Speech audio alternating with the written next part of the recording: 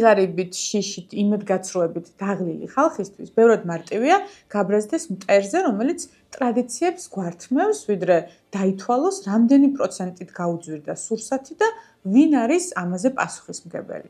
მოდი ეს პროპაგანდისტული მარგალიტები უფრო დეტალურად განვიხილოთ. მითი ნომერი 1.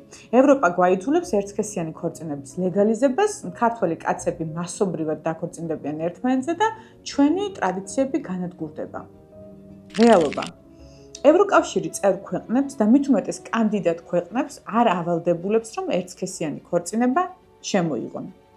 რამდენიმე ევროკავშირის წევრი სახელმწიფო ამას დღემდე კრძალავს, მაგალითად პოლონეთის კონსტიტუციაში წერია, რომ ქორწინება არის კავშირი ხალხს და კაცს შორის და არც სამოქალაქო პარტნიორობა იქ დაშვებული. მაგრამ ქვეყანა ევროკავშირის წევრია და იგივე შეიძლება ითქვას რუმინეთზე, სლოვაკეთზე, ბულგარეთზე და სხვებზე. იტალიასაც კი, რომელიც ევროკავშირის ერთ-ერთი დამფუძნებელი სახელმწიფოა, არ აქვს ლეგალიზებული ერთსქესიანთა ქორწინება. მხოლოდ სამოქალაქო პარტნიორობა არის იქ დაშვებული.